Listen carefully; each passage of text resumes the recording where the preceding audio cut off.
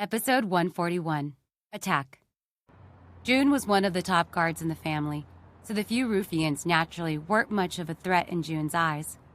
The reason why she didn't take any action was because Harry hadn't given her any orders yet.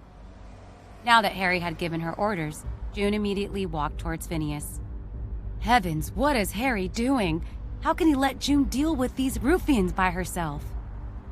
This is a group of lawless ruffians. Why did June really go over there? Regarding Harry's orders that went against common sense, the students were all stunned.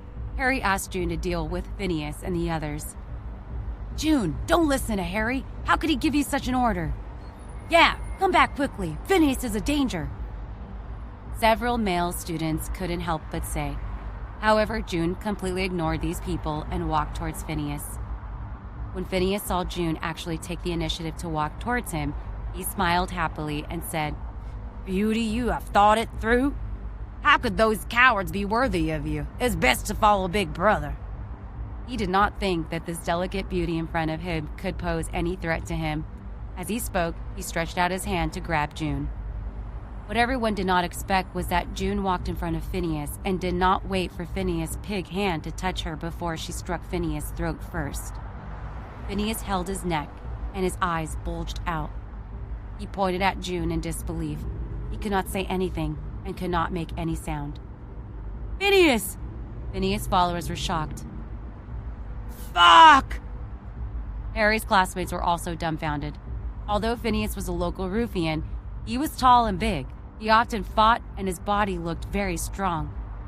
But even so, his throat was still shattered by June's palm, who looked thin and weak. He looked like he was about to fall to the ground. This girl is so powerful, Michael said in disbelief. No way. At first, Tammy was worried about June, but she did not expect the situation to change so quickly. It was actually Phineas who was knocked down by June. Fuck! Take her down! Phineas' team roared and rushed towards June together. The boss was beaten up and looked very miserable. Of course, the followers could not stand idly by. No matter what, they had to help Phineas take revenge. Otherwise, if today's matter was spread out and they were beaten up by a little girl on the street, where would they put their face? How would they continue to live in Greenville? Ah! Be careful! When the girls saw a group of people rushing towards June, they were so scared that they screamed and covered their faces, not daring to look at the following scene. In their minds, if June could fight again, she could still deal with one person, but this was a group of people. What kind of result would there be?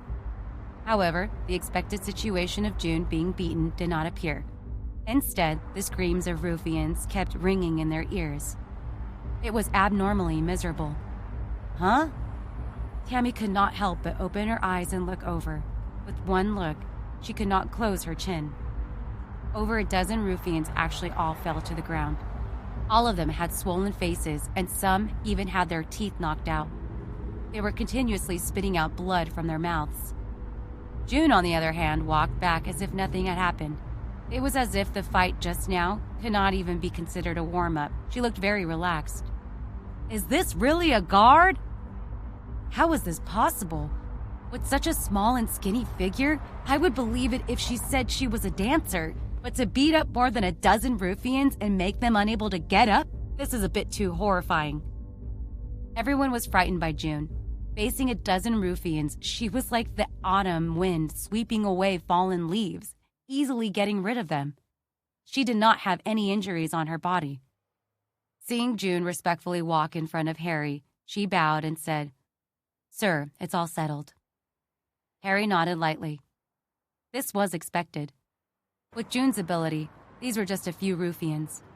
Even if there were a few more, they would still be trash. Harry walked in front of Phineas and tapped his head with the tip of his foot. This is just a small lesson for you. I will let you know that not everyone can provoke me. Now scram! Phineas and the others were frightened. Was this little girl a devil? She was simply too scary. After hearing what Harry said, they immediately stood up and ran away without daring to say another word. The students looked at Harry's indifferent expression. Only then did they understand that it was not that he did not want to help June, nor was he afraid of Phineas and the others. It was just that he did not put them in his eyes at all. This kind of confident and indifferent manner made the female student feel intoxicated. This was the most perfect Prince Charming in the hearts of the female students. He was young and golden-haired and had a handsome appearance. The most important thing was that his temperament was too charming. It was a pity that they had chosen to be cruel in their youth to Harry. Harry did not care about their goodwill at all. Furthermore, June was too outstanding. She was simply the most perfect woman. How could they compete with her? Tammy kept comparing herself with June in her heart. In the end, she was disappointed to find that no matter which convenience she had, she could not match up to June. Phineas and the others were beaten up and ran away.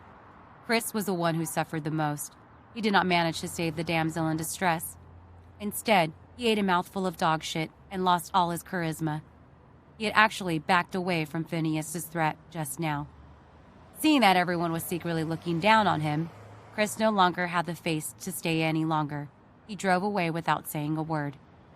Tisk, this guy doesn't even have the ability to pretend to be capable, Michael said with disdain. Chris is nothing compared to Harry. He's just trash. Harry is still the best. He actually has such a powerful guard like June. She is so beautiful. Sigh, I also want to become rich. Is this something that can be obtained with money? If you don't have some family background, how could you nurture a peerless beauty like June to protect you? Just now, when June dealt with those ruffians, her actions were really too beautiful. It was just like watching a movie. Hey, tell me quickly. I covered my eyes and didn't dare to look just now. I missed the most exciting part. Everyone was excitedly discussing how June made a move just now. Harry didn't need to get involved. After saying goodbye to everyone, he sat in the luxury car that June drove. They drove all the way to Holiday Real Estate. June, how's it going with the holiday, helping Kevin deal with it? On the way, Harry casually asked. Sir, let's first filter out the personnel. Those who do not meet the requirements will be fired, and those who are willing to pledge loyalty to Kevin will remain. With the financial support of you, we'll be able to handle it. It's not a problem now. The rest will depend on when Kevin will be able to control it. We can't help him with this matter. Let's see how he uses it. Since everything is almost done, it's time for us to return to Maryland. Let's go back tomorrow.